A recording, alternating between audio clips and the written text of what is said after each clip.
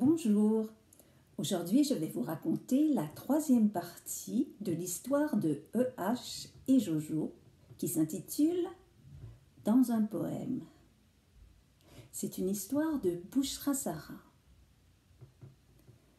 Mais nous sommes encore dans le monde irréel, bégaya E.H., ne voyant autour de lui que des arbres et de la verdure à perte de vue. Je n'en suis pas si sûre, dit Jojo, qui pressentait un changement dans l'atmosphère. Le soleil, dans toute sa splendeur, éclaboussait le paysage et faisait ressortir la couleur des fleurs. De petits papillons voletaient de ci, de là. H et Jojo étaient enchantés par tant de splendeur. Cet endroit ressemblait énormément à leur monde, mais il leur donnait une impression étrange. Ils ne se sentaient pas chez eux. Il y avait quelque chose de curieux qu'ils n'arrivaient pas à identifier. Au loin, près d'un cours d'eau, ils virent une silhouette étendue dans l'herbe fraîche. Jojo l'aperçut et courut pour s'en approcher. Oh! La silhouette était celle d'un jeune homme en uniforme. Il avait un sourire bienveillant aux lèvres. Sa main était sur sa poitrine. Il était blessé au bras droit. Ils s'approchèrent un peu plus du jeune homme qui semblait dormir paisiblement. Jojo se tourna vers E.H. et dit « Penses-tu que c'est Arthur ?» demanda-t-elle. « Youhou! Youhou! Arthur !» appela E.H. en agitant sa main devant le visage de l'inconnu. Celui-ci ne fit que se tourner dans son sommeil. « Oh, j'ai une idée !»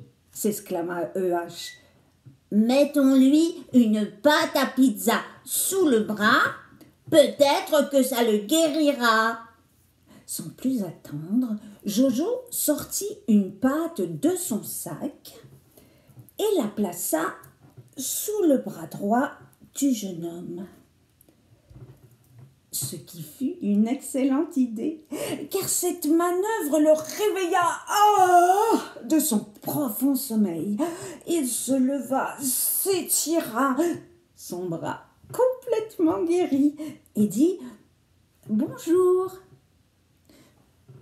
Bonjour, monsieur !» répondirent E.H. et Jojo à l'unisson. « Êtes-vous Arthur, le garçon au bon mot ?» demanda Jojo. E.H. renchérit. Savez-vous, cher monsieur, si nous sommes dans le monde réel ?» Le jeune homme parut amusé par leurs questions. « Non, je ne suis pas Arthur. Je suis le dormeur du Val.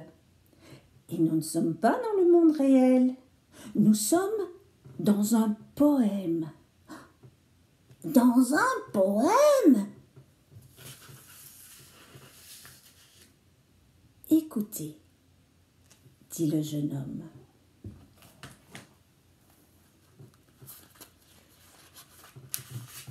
Un jeune soldat, bouche ouverte, tête nue, et la nuque baignant dans le frais cresson bleu, dort. « Oui, dit Jojo tout excité. « Je reconnais les beaux mots d'Arthur Rimbaud. » Exactement, dit le garçon. Et le soldat, c'est moi.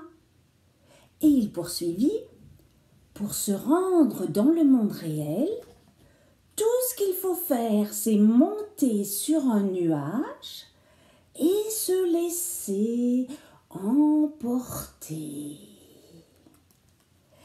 Et c'est ainsi, avec l'aide du soldat du poème Le Dormeur du Val, que E.H. et Jojo réussirent à se rendre dans le monde réel.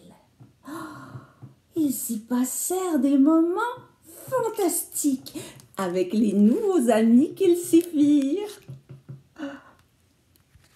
Ils visitèrent les plus belles villes de la planète Terre.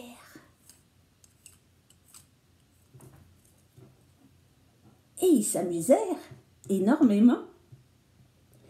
Et plus jamais le monde réel ne leur fit peur. Voilà, c'est Pascalie qui vous a raconté une histoire de Bouchra Sarah et qui vous dit à bientôt.